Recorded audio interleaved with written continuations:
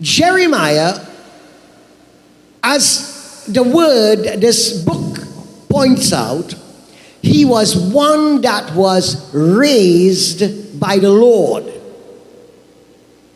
So he was called of God, and he was tutored and instructed, guided, preserved by the Lord himself for a specific purpose. He was called to declare God's message to the nation while he was yet a young child, the Bible says.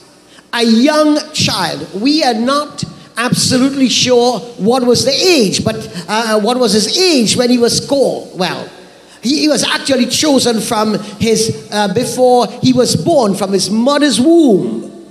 But at what point, when after he was born, God actually spoke to him to get up, to be able to prophesy to the people. But what we know, it was from as a child. So it might have been before his teenage years or early teenage. Because that's what, when the word of the Lord came to him and said, Jeremiah, I've chosen you, I've called you, I want you to speak to this nation. I want you to speak to God's people. And Jeremiah says, Lord, who am I? I am yet a child, and I could hardly speak. I do not know much. And you are calling me to speak to big people, to leaders, to religious people, to non-religious people, to those high up in society. You are calling me as a child? Which adult wants to hear a little child talk? Unless you want to have fun with them.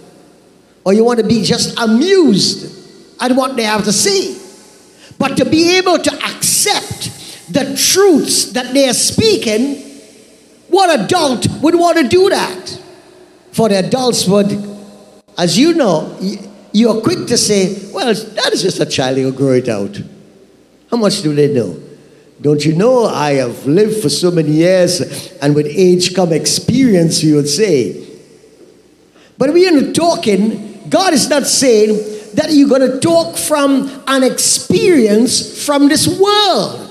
You are going to talk to a people who have an experience of this world, but you're going to talk to them as one who have an experience with God. And that's the difference.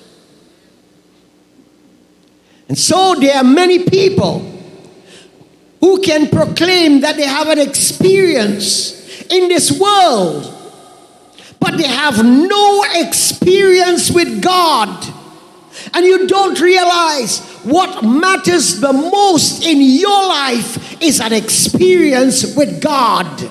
Because the things of this world will pass away, but it's the things of God that endures forever.